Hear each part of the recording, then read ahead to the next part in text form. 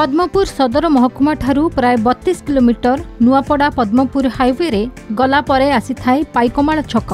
सेठू आउ 3 किलोमीटर गंधमार्दन पहाड़र पाददेशरे मनोरम प्राकृतिक सौंदर्यर गंताघर मध्य रही महाप्रभु श्री नृसिंहनाथ को भव्य मंदिर।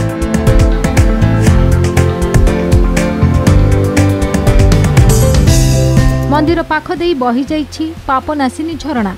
एही मनोरम दृश्य को उपभोग करने एठाकू आसी थांती बहु पर्यटक।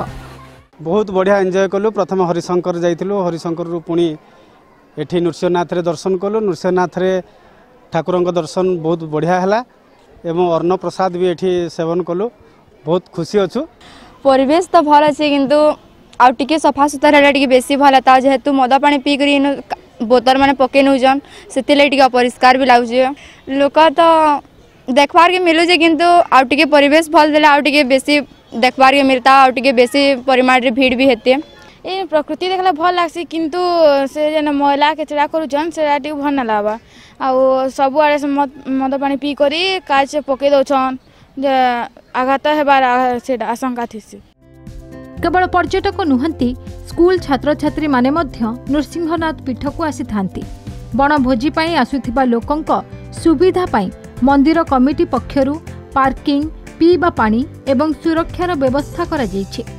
दूररु आसुथिबा पर्यटक मानक पाई मागणा धर्मशाला एवं गेस्ट हाउस रो मध्य व्यवस्था रहिछि। एही स्थान रे पर्यटकंक सुरक्षा एवं स्वच्छता दृष्टि पॉलिथिन एवं निशा द्रव्य उपरे ब्यान लगाइछंती मंदिर कमिटी।